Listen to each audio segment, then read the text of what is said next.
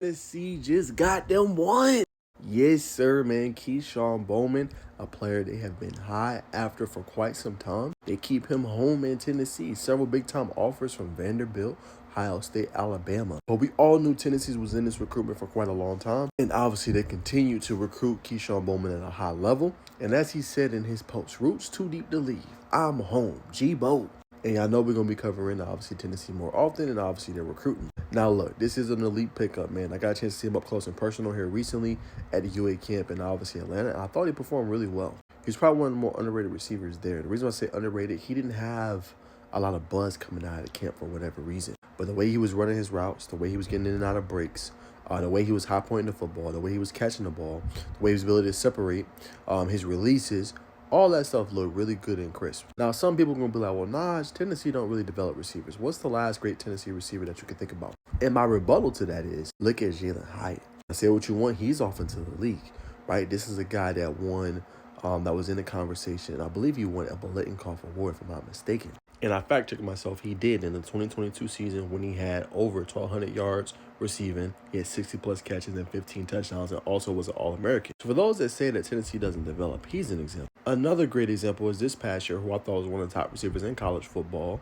We look at Chris Brazzell. Chris Brazzell II did his thing. He couldn't be stopped, and he was cooking out defenders. Now, it'll be interesting to see how far he goes up in the boards, and interesting to see what happens in the NFL draft. But that's two examples of guys that has developed through the Josh Heupel system, has developed through Tennessee, and is going off to, obviously, the NFL. But for those that say Tennessee can't develop, there's two examples right off just the dome of guys they've developed. So I think it's a great decision for Kesean Bowman.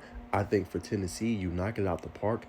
And this is like the third or fourth consecutive cycle, if I'm not mistaken, that you've landed elite receiver. Go and look at Mike Matthews, 5-star receiver. Travis Smith Jr., who was a 4-star coming out of high school. And then you just landed Tristan Keys, who everybody was giving stuff about because how he ran a route when he's not even 100%. So if you're Tennessee, you've done what you need to do to surround yourself with talent, weapons, and to put this team where it needs to go. And these receivers get to develop in the scheme and the system of Josh Heupel, who's doing an outstanding job offensively. And more than likely, you're going to get to play with a pretty damn elite quarterback, whether it is this year George McIntyre or, you know what I'm saying, if it's Faison Brandon, who's a former 5-star prospect. Again, I don't think it's going to be Ryan Staub, no disrespect. So, Kesean, one of those guys, man, who's had over 1,000-yard receiving seasons in his career.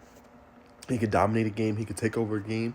He can cook you. He can do anything he needs to do. And for some people, they feel like he's a 5-star prospect. I think he is. And for others, obviously, he has a high-end 4-star. But regardless, he's one of the top receivers you're going to find. So I think this is an elite pickup for Tennessee. And like I said, the 4th/5th consecutive cycle, they've landed a top-tier wide receiver. So no surprise there, man. Josh Heupel's cooking, and this is what Tennessee do. Now they're up to 6 recruitments and landed probably one of the biggest one in the country in Kesean Bowman. Elite pickup for Tennessee, and them boys is cooking.